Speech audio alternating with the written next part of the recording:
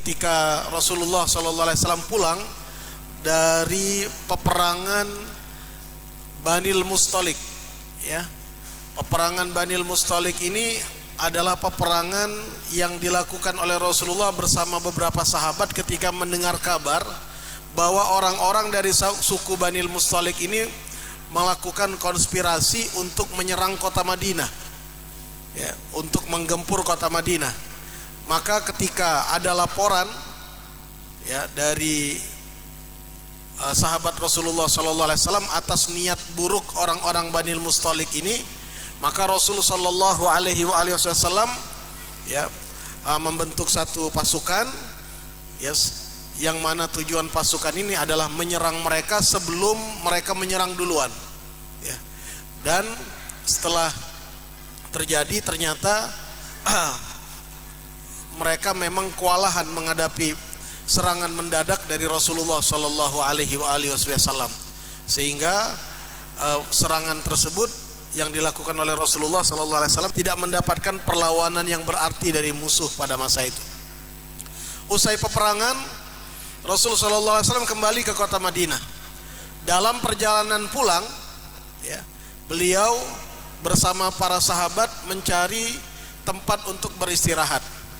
Maka menyebarlah para sahabat, ya, mencari tempat untuk berteduh dan istirahat sejenak, mengumpulkan tenaga untuk melanjutkan perjalanan, ya.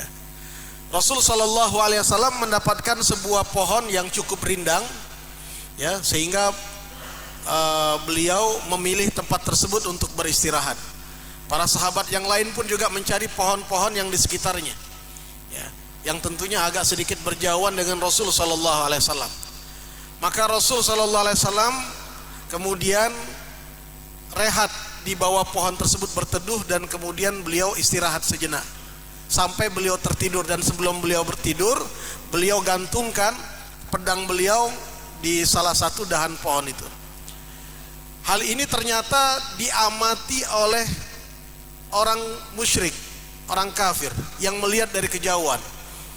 Maka ketika dia lihat peluang dan kesempatan ini, bergegas dia mendekati Rasulullah yang sedang tertidur, ya, di mana tidak ada pengamanan pada diri Rasulullah SAW. Para sahabat berpencar dan semua mereka juga istirahat karena perjalanan cukup panjang dan melelahkan. Hari juga cukup panas, ya. Maka orang ini langsung, ya, menghunuskan pedangnya di hadapan Rasulullah. Dan ketika Rasulullah terbangun, terkaget, dilihat orang ini sudah menghunuskan pedang. Dia kemudian langsung mengatakan kepada Rasulullah, ya, dalam hadis itu disebutkan, "Man yamna'uka minni ya Muhammad," sambil menghunuskan pedang siap untuk diayunkan kepada Rasulullah. Ia kemudian mengatakan kepada Rasulullah, "Wahai Muhammad, siapa yang mampu, ya, menghalangiku, siapa yang mampu membelamu dari seranganku saat ini?" Nabi SAW melihat hunusan pedang tersebut, beliau tidak gentar sedikit pun, ya. Beliau dengan tenang menjawab seraya mengatakan, "Allah yang mampu membantu dan membelaku dari seranganmu ini hanya Allah saja." Ya. Falamma nataqa bihadil kalimah irta'adha qalbu dzalikar rajul. Ketika mendengar kata-kata Allah terucap dari lisannya Rasulullah, gemetar langsung orang itu, ya. Dan saking gemetarnya pedang itu jatuh. Wasaqata sayf min yadi.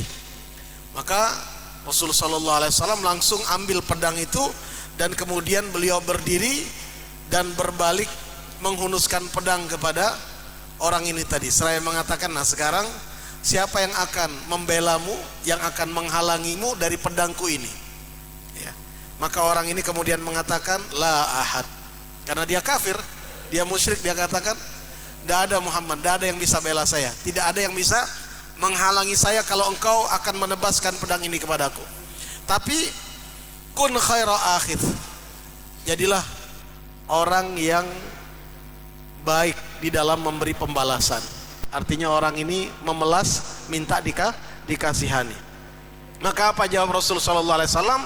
Faqala qad afautu anka. Sudah, kata Rasulullah, engkau sudah aku maafkan. Ya, engkau sudah aku maaf. Jadi Rasulullah SAW tidak membalas, ya, meskipun orang ini tadinya sudah berniat busuk dan jahat ingin membunuh beliau. Ya, dan kemudian beliau sarungkan kembali pedangnya dan beliau kembalikan ke tempatnya. Lantas beliau panggil sahabat-sahabat yang lain yang lagi tertidur itu, dibangunkan oleh Rasulullah SAW. Bangun, kata Rasulullah. Ya, kumpul ke sini.